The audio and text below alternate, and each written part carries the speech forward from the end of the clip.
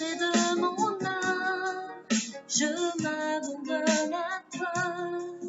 Où tu me conduiras, je te suivrai.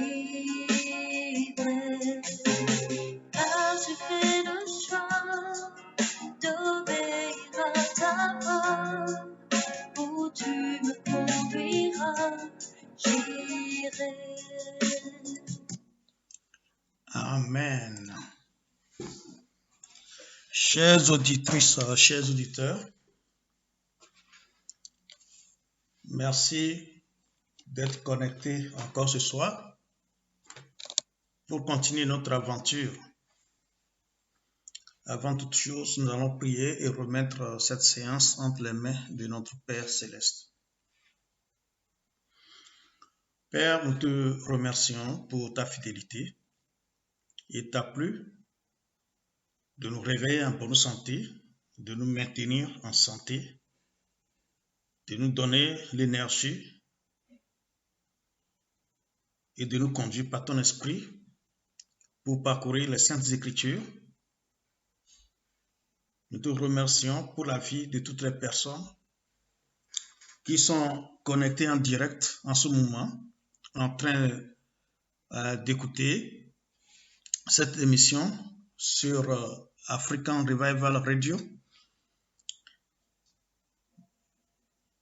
Je prie que tu bénisses les dirigeants de cette station et que tu accordes la grâce à tous ceux qui vont écouter ce message ce soir et ceux qui vont l'écouter plus tard en différé. La grâce de comprendre et de saisir toutes ces révélations que tu nous as laissées pour que nous nous préparions, que nous soyons prêts à attendre le retour de Jésus. Je remets donc toutes choses en tes mains, prends contrôle de mon être entier, afin que le sang et la chair ne contrôlent pas cette émission. Que ce soit ton Esprit Saint qui nous dirige et nous révèle ce que nous avons besoin de connaître au nom de Jésus. Amen. Chers amis, dimanche passé, nous avions lu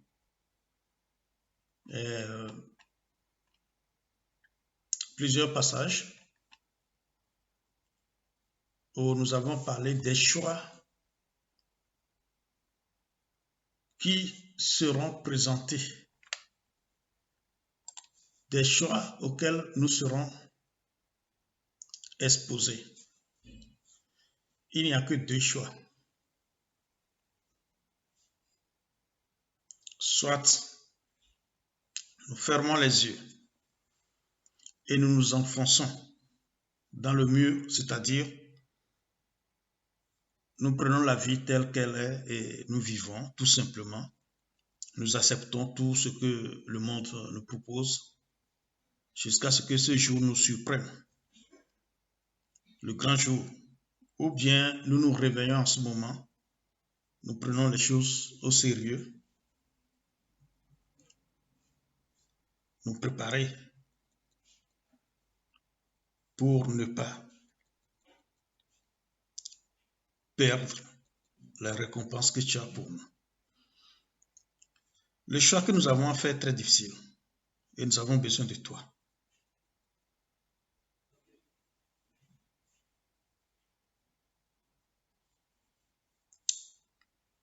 Chers amis, nous avons besoin de notre Père. Nous avons besoin de la parole, de comprendre. Parce qu'il ne nous laisse pas. Jésus, en partant, il dit, je ne vous laisserai pas orphelins. C'est sa promesse. Ce qui veut dire qu'en face de ce choix, il peut nous dire ce qui est mieux pour nous. Et c'est ce qu'il nous a dit, les conseils qu'il nous a laissés, que nous allons essayer de suivre. Aujourd'hui, nous allons voir certains détails de son plan. Peut-être cela va nous aider à prendre sa parole au sérieux, à prendre ses conseils au sérieux. Peut-être ça peut au contraire nous décourager. Bien est-il que nous allons continuer la lecture dans sa parole. Nous allons continuer la lecture de sa parole. Aujourd'hui, nous allons lire Apocalypse chapitre 16. Nous allons lire à partir du verset 12. Le 6e versa sa coupe sur le grand fleuve, l'Euphrate, et son eau tarit, afin que le chemin des rois venant de l'Orient fût préparé. Et je vis sortir de la bouche du dragon, de la bouche de la bête et de la bouche du faux prophète, 3 esprits impurs, semblables à des grenouilles. Car ce sont des esprits de démons qui font des prodiges et qui vont vers les rois de toute la terre afin de les rassembler pour le combat du grand jour du Dieu Tout-Puissant. Si nous nous arrêtons à ce 14e verset, nous voyons que le grand Dieu a prévu un jour. Et ce jour-là, Lucifer et ses anges vont rassembler les grandes puissances, les grands de ce monde, pour s'attaquer à Jérusalem. Je ne sais pas comment ça va se passer, mais lorsque c'est écrit dans la parole de Dieu, ça s'accomplit forcément. Pour ceux qui veulent en savoir davantage sur l'accomplissement du livre de l'Apocalypse,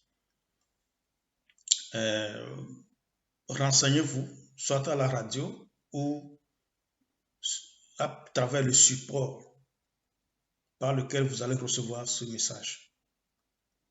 Et je vous donnerai plus de détails. Comment l'Apocalypse est accompli à travers des siècles.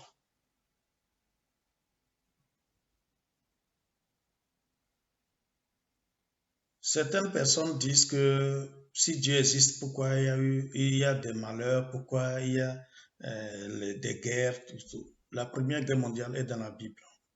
C'est déjà accompli. Hein, c'était prévu. La Deuxième Guerre mondiale aussi. Ce que nous venons de lire, c'est Apocalypse chapitre 16. Ce n'est pas une question d'interprétation religieuse. C'est une question de comprendre ce qui est écrit et de comparer avec l'histoire pour voir ce qui s'est passé dans l'histoire de l'humanité. Et vous verrez que l'Apocalypse s'est accompli. Mais cette partie que nous venons de lire ne s'est pas encore accomplie. Mais nous savons où se trouve le fleuve qu'on appelle l'Euphrate, qui traverse plusieurs pays. Et dans ces pays, nous avons des forces, des puissants, des grandes puissances qui se sont rassemblées autour de ce fleuve, l'Euphrate. Lorsqu'on parle de tarir ce fleuve, la Turquie a construit un barrage sur ce fleuve. Donc, à n'importe quel moment, la Turquie peut fermer le robinet et empêcher l'Euphrate de couler. Est-ce que c'est ce qui va se passer? Dieu seul le sait. Mais est-il que tout est en place aujourd'hui? C'est pas tout qu'on dit. Mais lorsque vous faites des recherches, vous allez voir qu'autour de ce fleuve, il y a beaucoup de choses qui se passent. Parce que ce fleuve a traversé au moins 4 pays. Et vous allez voir quels sont les événements qui se déroulent dans ces pays au jour d'aujourd'hui. C'est juste pour vous dire que ce qui est écrit va s'accomplir forcément, ça va s'accomplir certainement.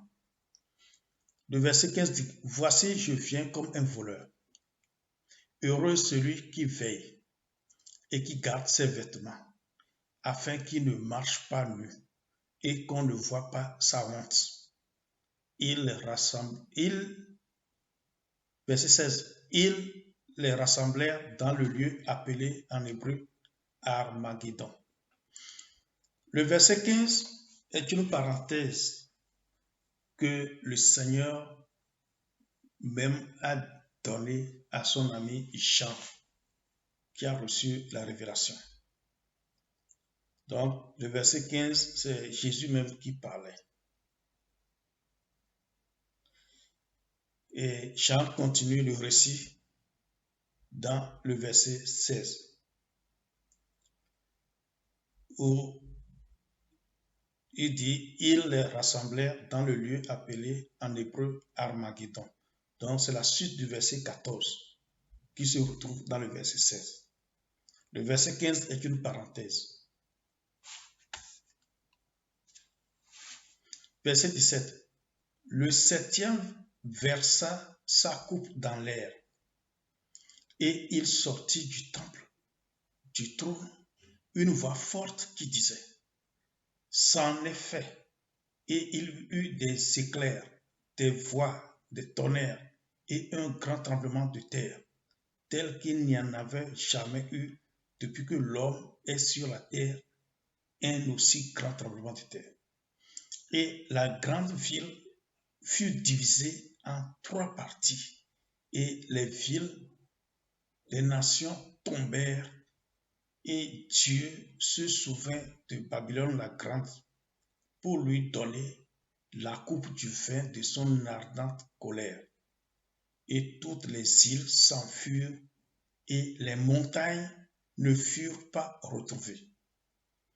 Et une grosse grêle, dont les grenons pesaient 1 talent, tomba du ciel sur les hommes, et les hommes blasphémèrent Dieu à cause du fléau de la grêle, parce que ce fléau était très grand. Ce sont des choses que nous ne pouvons pas comprendre aujourd'hui, mais qui vont s'accomplir. Nous allons ajouter un autre passage. Zacharie 14, à partir du verset 1. Voici le jour de l'Éternel arrive. Et une parenthèse, le passage que nous venons de lire a parlé du grand jour de Dieu Tout-Puissant. C'est une autre confirmation qui a été donnée par le prophète Zacharie.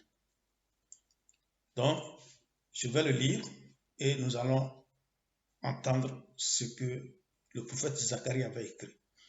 Voici le jour de l'Éternel arrive, et tes dépouilles seront partagées au milieu de toi.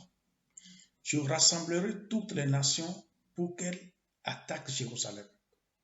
La ville sera prise, les maisons seront pillées et les femmes violées.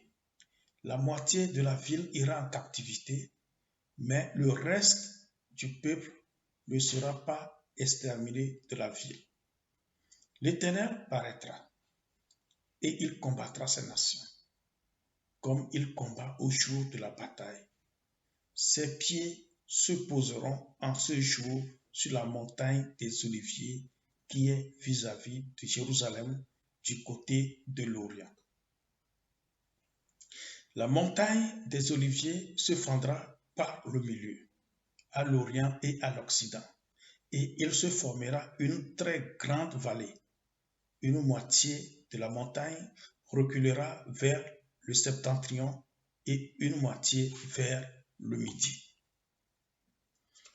Vous fuirez alors dans la vallée de mes montagnes, car la vallée des montagnes s'étendra jusqu'à Hazel. Vous fuirez comme vous avez fui devant le tremblement de terre au temps d'Osias, roi de Juda. Et l'Éternel, mon Dieu, viendra, et tous ses saints avec lui. Alors, chers amis, cette partie, les Juifs attendent ce jour, parce que les Juifs ne croient pas que Jésus est le Messie. Mais Jésus est venu une première fois. Mais eux continuent d'attendre. Un tiers de cette population va persévérer. Et c'est le tiers-là que Jésus reviendra sauver. Maintenant, c'est qui les saints qui vont l'accompagner? Il dit, et l'Éternel, mon Dieu, viendra, et tous ses saints avec lui. On parle des saints, on ne parle pas des anges. Parce que avant ce retour où il va poser ses pieds sur la montagne dont il est question ici, il viendra une première fois. C'est-à-dire que le retour de Jésus se fera en 2 étapes. Une première étape concerne l'enlèvement de ceux qui l'attendent, l'enlèvement de l'Église. Et c'est cet enlèvement qui cause le débat. Et très souvent, nous confondons cette deuxième partie du retour de Jésus, où ses pieds vont se poser sur la montagne des Oliviers, avec son retour pour l'enlèvement. Et cette confusion crée le débat. Il y en a qui disent que l'Église sera enlevée avant la grande tribulation, avant la souffrance, la grande souffrance. Si cela arrive, gloire à Dieu, c'est notre choix, c'est notre bonheur d'échapper à tout ce qui va arriver. Sinon, c'est son deuxième retour qui peut peut-être vous retrouver si vous n'êtes pas enlevé. Mais pour l'enlèvement, il est dit que nous serons transformés. Ceux qui seront encore en vie seront transformés en un clin d'œil. Ce corps sera transformé en un corps immortel. Et ceux qui sont morts aussi, ceux qui sont morts en Christ vont ressusciter aussi avec un corps glorieux. Et ensemble, nous serons enlevés dans les airs pour le rencontrer. Où il va nous amener? C'est Dieu qui sait. Mais est-il que nous allons revenir avec lui? Et ce sera la deuxième partie de son retour, où ses pieds vont se poser sur la montagne. C'est pourquoi, dans le verset 5, vers la fin du verset 5, il est dit, « Et l'Éternel, mon Dieu, viendra, et tous ses saints avec lui. En ce jour-là, il n'y aura point de lumière. Il y aura du froid, de la glace. Ce sera un jour unique, conduit de l'Éternel, et qui ne sera ni jour ni nuit, mais vers le soir, la lumière paraîtra. » Lorsque nous continuons dans Zacharie chapitre 12, à partir du verset 9, il dit, « En ce jour-là, je m'efforcerai de détruire toutes les nations qui viendront contre Jérusalem. Alors je répandrai sur la maison de David et sur les habitants de Jérusalem un esprit de grâce et de supplication. Et ils tourneront les regards vers moi, celui qu'ils ont percé. » Qui est-ce qu'ils ont percé? C'est Jésus qui a été crucifié. Ses mains ont été percées, ses pieds ont été percés. Donc, il reviendra. Mais Dieu fera en sorte que cette fois-ci, ils le reconnaissent. Parce qu'au moment où Jésus était venu, Dieu avait gardé Israël dans l'aveuglement pour que les païens puissent recevoir l'évangile du salut. Ça ne veut pas dire qu'il les a abandonnés à jamais. Ceux qu'il a destinés au salut seront sauvés.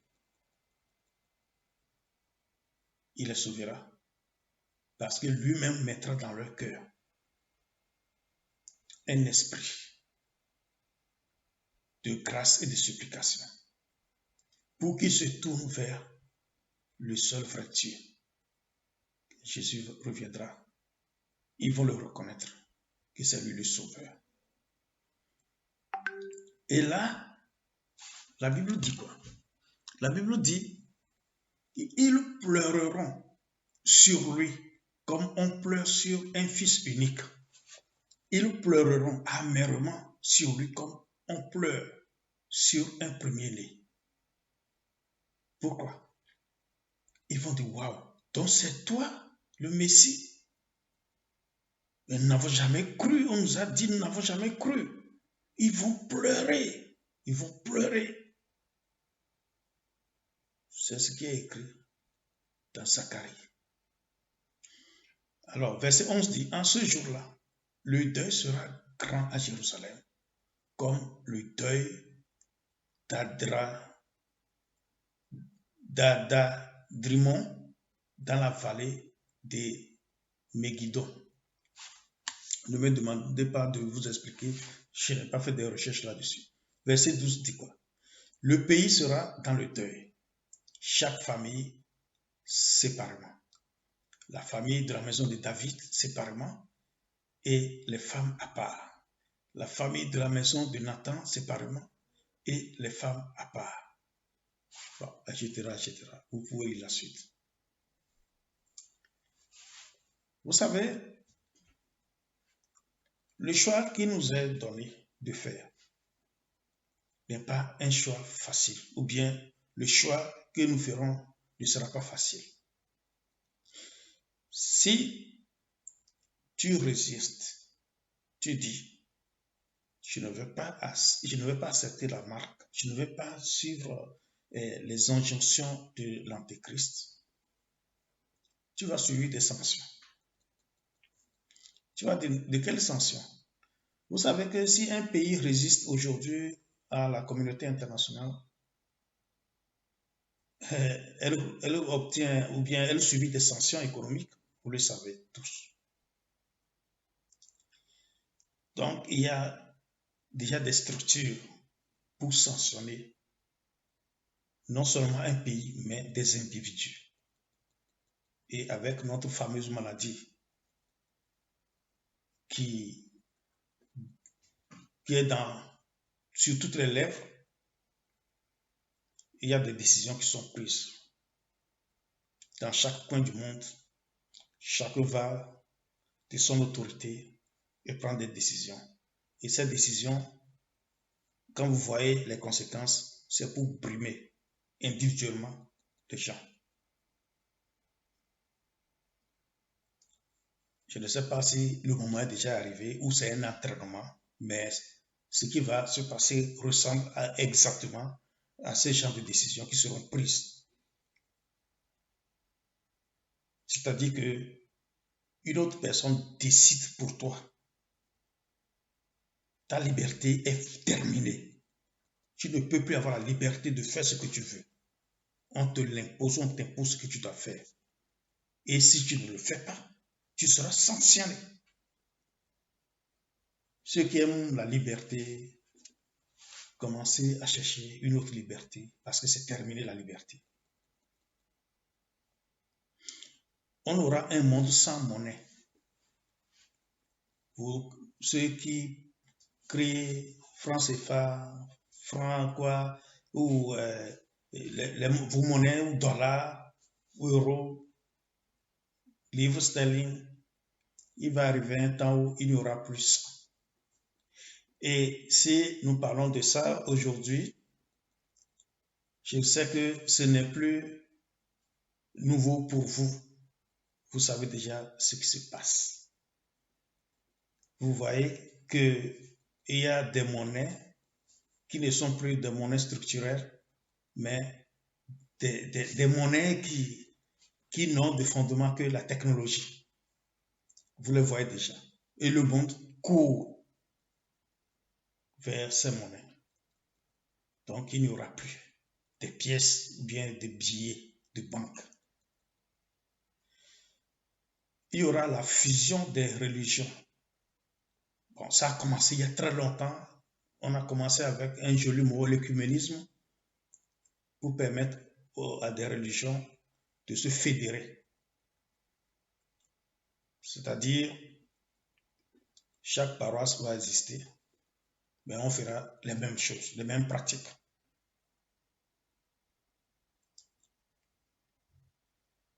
Et si vous voulez comprendre comment on peut maltraiter un être humain, lisez l'histoire du communisme sous Mao Tse-tung ou sous Staline en Russie.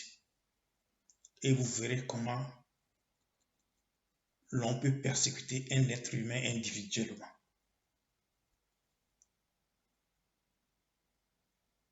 Et je peux vous dire que nous ne sommes pas loin de cette phase. Parce que le règne de l'Antéchrist sera un règne communiste. C'est ahurissant de voir tout ce qui s'est passé depuis la Deuxième Guerre mondiale jusqu'à aujourd'hui. Lisez l'histoire. Vous allez voir comment des organismes internationaux ont été créés. Faites vos recherches. Vous allez voir qui sont les acteurs. Vous allez comprendre que de façon indirecte, ils ont mis la base du communisme. Et c'est ce qui va être appliqué.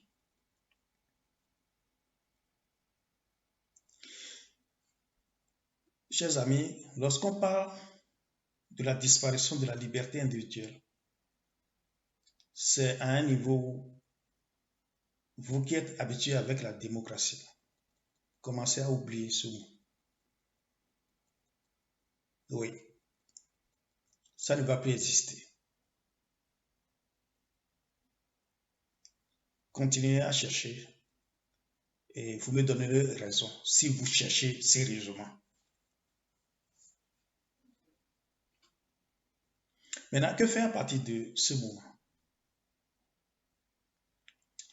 À partir de ce moment, il faut écouter l'évangile du royaume.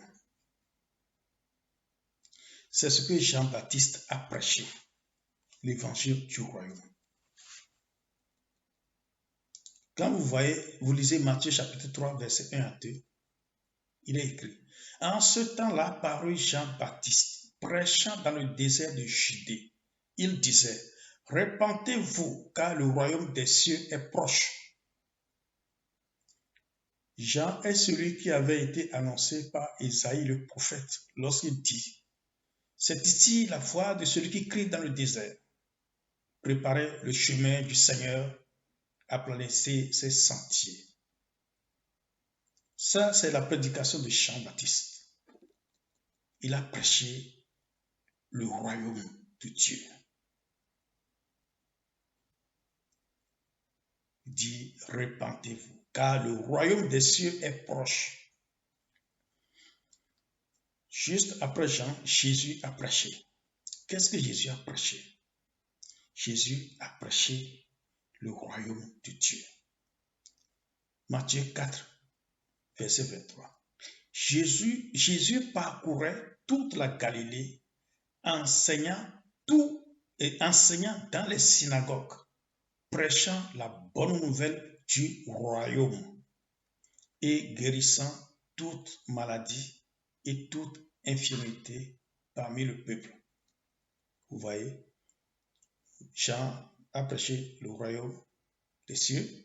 Jésus a enseigné dans les synagogues, prêchant la bonne nouvelle du royaume. Il y a un royaume. Les disciples de Jésus ont prêché le même royaume. Luc 9, à partir du verset 1. Jésus ayant assemblé les 12, leur donna force et pouvoir sur tous les démons avec la puissance de guérir les maladies. Il les envoya prêcher le royaume de Dieu et guérir les malades. Donc Jésus avait envoyé aussi ses disciples pour prêcher le royaume de Dieu.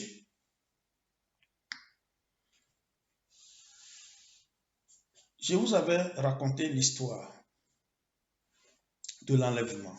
Je vais vous lire un passage qui en parle. 2 Thessaloniciens chapitre 1. Lisons à partir du verset 5. C'est une preuve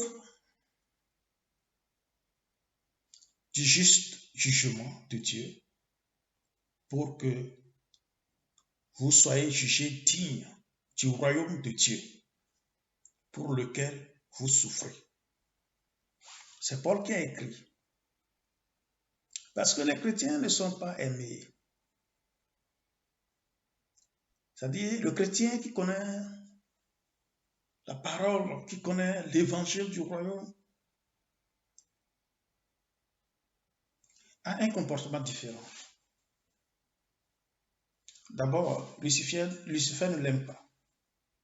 De deux, les hommes aussi ne l'aiment pas. Parce qu'ils ne se comportent pas comme eux ils veulent qu'ils se comportent. C'est pourquoi Paul dit ici, le royaume de Dieu pour lequel vous souffrez. Parce que pour ce royaume-là, il y a la souffrance. Verset 6 dit, car il est de la justice de Dieu de rendre l'affliction à ceux qui vous affligent et de vous donner à vous qui êtes affligés du repos avec nous. Lorsque le Seigneur Jésus apparaîtra du ciel avec les anges de sa puissance, au milieu d'une flamme de feu, pour punir ceux qui ne connaissent pas Dieu et ceux qui n'obéissent pas à l'évangile de notre Seigneur Jésus. Ils auront pour châtiment une ruine éternelle, loin de la face du Seigneur et de la gloire de sa force, lorsqu'il viendra pour être en ce jour-là glorifié dans ses saints et admiré dans tous ceux qui auront cru, car notre témoignage auprès de vous a été cru. Paul a écrit ceci pour consoler ceux de ce temps-là qui souffraient pour cette bonne nouvelle. Cette bonne nouvelle que vous connaissez, bientôt, il y aura des lois qui vont interdire de prêcher cette bonne nouvelle. Qu'allez-vous faire? Allez-vous accepter souffrir pour? Ou bien allez-vous faire l'autre choix, le choix le plus facile, de vivre le bonheur pour un temps? Le choix ne sera pas facile. C'est pourquoi nous devons nous accrocher au Seigneur. Il reviendra. Mais ceux qui vont nous faire souffrir, c'est lui-même qui payera leur salaire. Parce que les enfants de Dieu n'auront même pas la force en ce moment-là de se défendre. Ils vont subir. Et c'est Dieu qui viendra les délivrer. Mais le royaume de Dieu arrive. Tous les hommes de Dieu qui ont été envoyés pour apporter un message l'ont prêché. Nous avons vu l'exemple de Jean-Baptiste, l'exemple de Jésus et l'exemple des disciples avant même que Jésus ne meure. Et je ne suis pas allé plus loin pour vous montrer d'autres exemples que les disciples de Jésus ont prêché.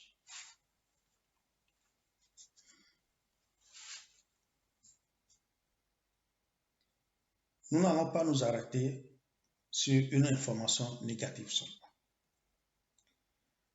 Nous allons lire un passage. Et à partir de ce moment, nous lirons des passages qui nous donnent de l'espoir, qui démontrent l'amour de Dieu pour nous. Éphésiens chapitre 1, à partir de verset 3. Béni soit Dieu, le Père de notre Seigneur Jésus-Christ, qui nous a bénis de toutes sortes de bénédictions spirituelles dans les lieux célestes en Christ.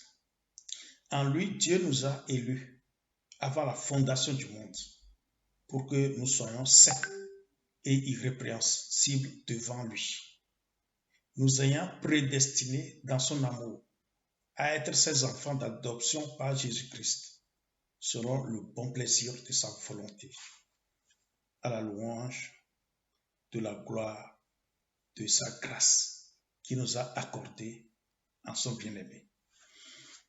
Dans cette lecture, nous voyons que Dieu nous a prédestinés avant même la fondation du monde.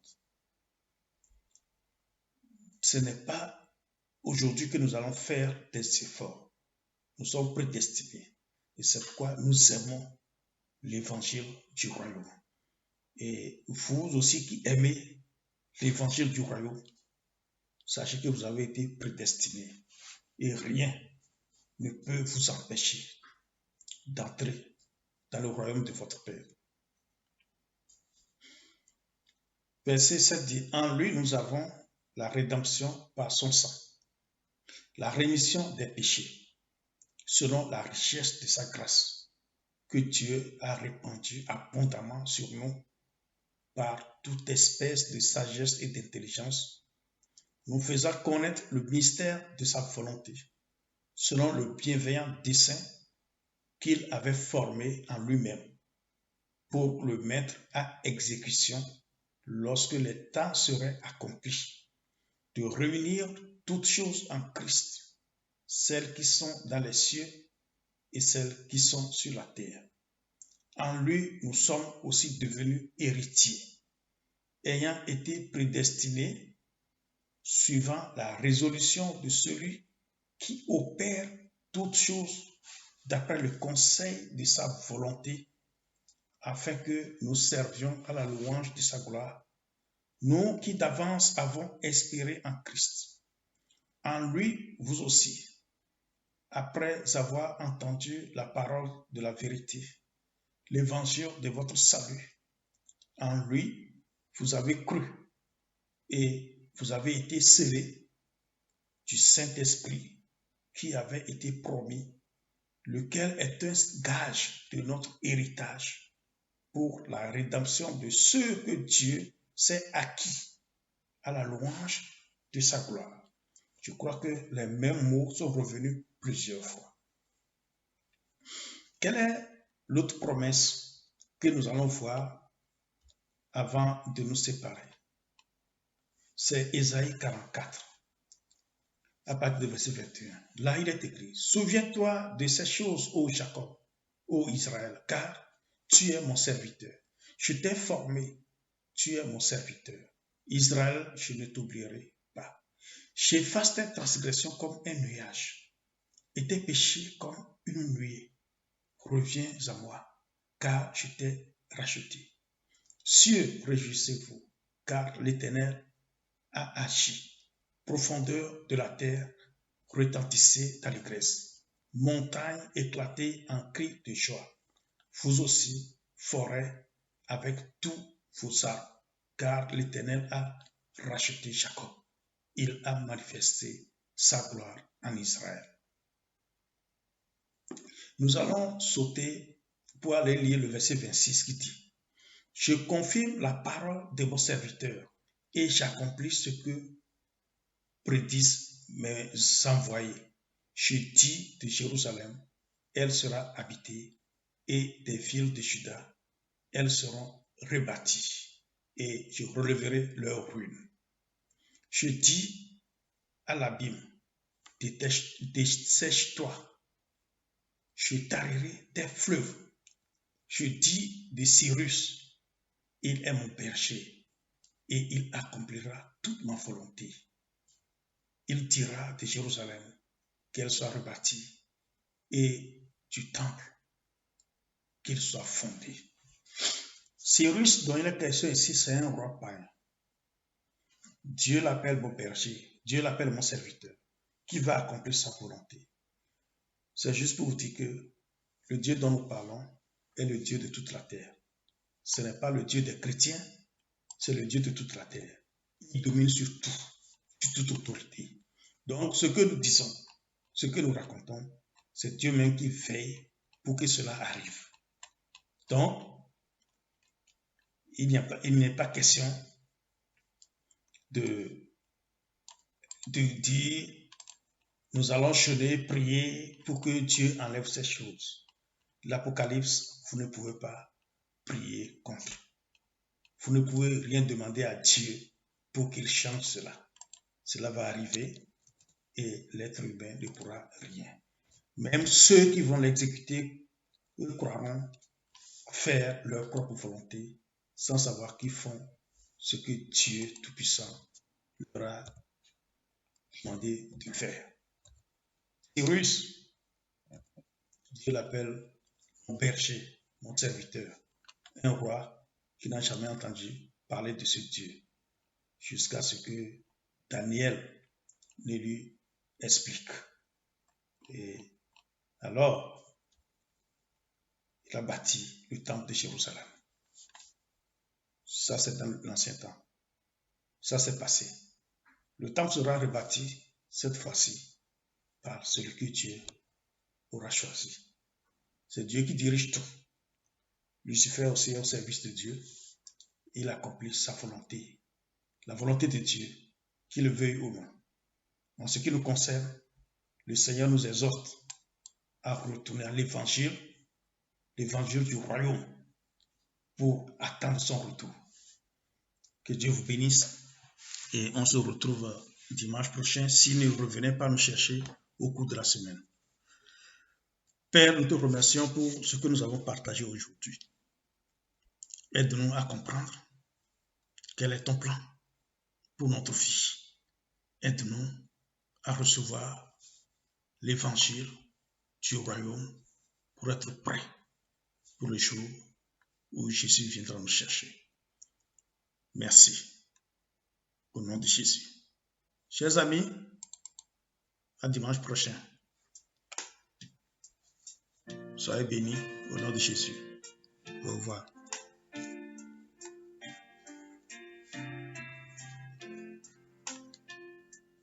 Oh, what a wonderful, wonderful day. Day I will never forget. After I'd wandered in darkness away, Jesus, my Savior, I met. Oh, what a tender, compassionate friend. He met the need of my heart. Shadows dispelling with joy, I am telling, He made all the darkness depart. Heaven came down and glory filled my soul. When at the cross the Savior made me whole. My sins were washed away, and my night was turned to day. Heaven came down and glory filled my soul.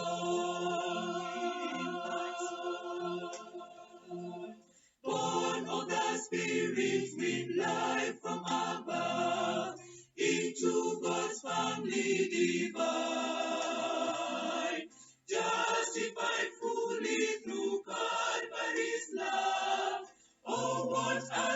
understanding is mine.